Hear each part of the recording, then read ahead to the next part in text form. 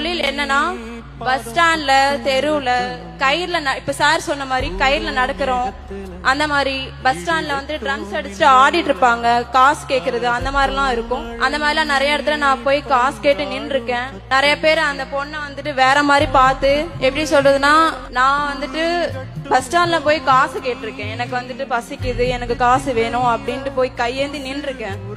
அந்த அளவுக்கு இருந்த என்ன இன்னைக்கு இங்க கொண்டு வந்திருக்குன்னா, முதல்ல வந்துட்டு படிப்பு, ஸ்போர்ட்ஸ், ஜிம்னாஸ்டிக்ஸ் தான் முக்கியம். காலேஜ் முடிச்சுட்டு நின்றுட்டு இருந்தப்போ என்ஐசி எக்ஸாம் படிங்க அப்படின்னு சொல்லிட்டு என்னோட கோச் சொல்லியிருந்தாங்க. என்ஐசி எக்ஸாம்ஸ் என்ட்ரன்ஸ் எக்ஸாம் வைப்பாங்க. அதுக்கு என்ட்ரன்ஸ் எக்ஸாம் எழுதி நான் பாஸ் பண்ணிட்டேன். பாஸ் பண்ணதுக்கு அப்புறம் அங்க ஃபீஸ் 2,25,000 என்ன கட்ட சொன்னாங்க. என்னால கட்ட முடியல, என்னால போக முடியாது. எங்க அம்மா மட்டும்தான் கூலி வேலைக்கு போவாங்க, அப்பா வேலைக்கு போக மாட்டாங்க. 3 தம்பிங்க வேற இருக்காங்களே, நான் எப்படி படிச்சு நான் எப்படி முன்னேறுவேன், நான் போக மாட்டேன், நான் வேலைக்கு போய்க்கிறேன் அப்படின்ட்டு நான் இருந்தேன். ரொம்ப கஷ்டத்துல இருந்தேன். அப்போ இருக்கும்போதுதான் என்னோட மேம் SDAT மூலியமா கேட்டு எனக்கு 2,25,000 தமிழ்நாடு சாம்பியன் ஃபவுண்டேஷன் மூலியமா எனக்கு கொடுத்தாங்க. அந்த பணத்துல தான் நான் NIC டிப்ளமா கொல்கட்டால நான் இப்ப படிச்சுட்டு இருக்கேன். CM சார் மூலியமா அந்த ஸ்கீம் கொண்டு வரலன்னா நான் அந்த அளவுக்கு இருந்திருக்க மாட்டேன்.